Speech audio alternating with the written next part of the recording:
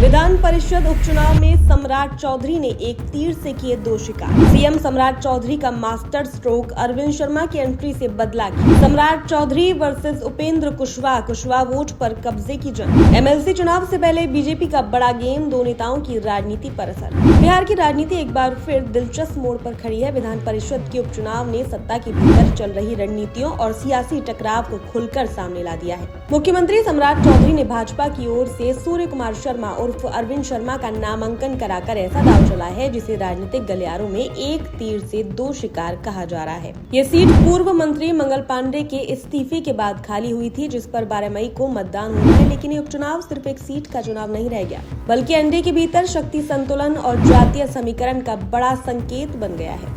दरअसल बिहार में Kushwaha vote bank को लेकर लंबे समय से राजनीति होती रही है। एनडीए में इस वर्ग के दो बड़े चेहरे हैं, सम्राट चौधरी और राष्ट्रीय लोक मोर्चा के प्रमुख उपेंद्र कुशवाहा। ऐसे में स्थिति एक मयान में दो तलवार जैसी बन गई है। 2025 के विधानसभा चुनाव के दौरान उपेंद्र कुशवाहा ने अपनी राजनीतिक ताकत का एहसास कराते हुए भाजपा पर सीटों को लेकर जबरदस्त दबाव बनाया गया था। उन्होंने 10 से 15 सीटों की मांग की थी, लेकिन भाजपा ने शुरुआत में सिर्फ 5 सीटें दी।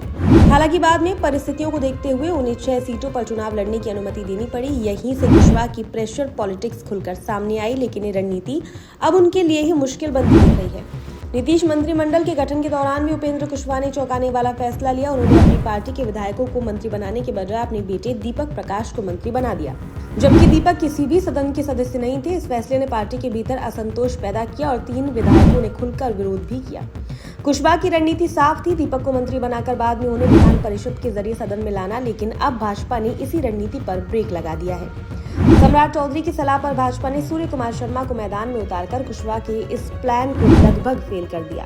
अब उपेंद्र कुशवाहा के सामने बड़ी चुनौती खड़ी हो गई है। क्या वे अपने बेटे के राजनीतिक भविष्य को बचाने के लिए भाजपा में अपनी पार्टी का विलय करेंगे? राजनीतिक सूत्रों की माने तो भाजपा भी कुशवाहा पर ऐसा करने का दबाव बना रही है, क्योंकि अब पार्टी के पास खुद सम्राट चौधरी के रूप में एक मजबूत कुशवाहा चेहरा मौजूद है। ऐसे में उपेंद्र कुशवाहा की उपयोगिता पहले जैसी नहीं रह गई है। लेकिन ये कहानी सिर्फ कुशवाहा तक सीमित नहीं है।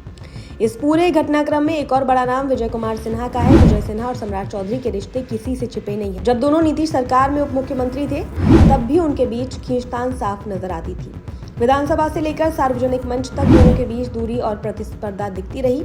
सम्राट चौधरी के मुख्यमंत्री बनने के बाद ये टकराव और खुलकर सामने आया। उन्होंने विजय सिन्हा की सुरक्षा G+ से घटाकर G श्रेणी कर दी। इतना ही नहीं, उन्होंने राजस्व विभाग में विजय सिन्हा के कई फैसलों को भी पलट दिया। 224 कर्मचारियों का सस्पेंशन वापस लेना और विभागीय अधिकारियों में बदलाव करना इसका उदाहरण है। ये संकेत साफ था कि सत्ता में अब प्राथमिकता और नियंत्रण पूरी तरह सम्राट चौधरी के हाथ में है। अब विधान परिषद चुनाव में अरविंद शर्मा की एंट्री ने विजय सिन्हा की राजनीति को भी प्रभावित किया है। भूमिहार जाति से आने वाले विजय सिन्हा के सामने अब एक नया चेहरा उभर रहा है, जो भविष्य में मंत्री पद का दावेदार बन सकता है। वर्तमान स्थिति ये है कि अब सम्राट चौधरी के मंत्रिमंडल में उप मुख्यमंत्री पद जदयू के पास है, जहां विजय कुमार चौधरी जिम्मेदारी निभा रहे हैं। ऐसे में विजय सिन्हा के लिए कैबिनेट में जगह बनाना पहले से ज्यादा चुनौतीपूर्ण हो गया है। अगर मंत्रिमंडल विस्तार होता है तो संभव है कि विजय सिन्हा को सिर्फ मंत्री पद से संतोष करना पड़े, लेकिन सवाल यह है कि क्या वे इस भूमिका को स्वीकार करेंगे। कुल मिलाकर ये उपचुनाव सिर्फ एक सीट का चुनाव नहीं, बल्कि बिहार की राजनीति में बड़े बदलाव का संकेत है। सम्राट चौधरी ने एक ही चाल में कुशवाहा और सिन्हा दोनों की राजनीतिक राहों को कठिन बना दिया है।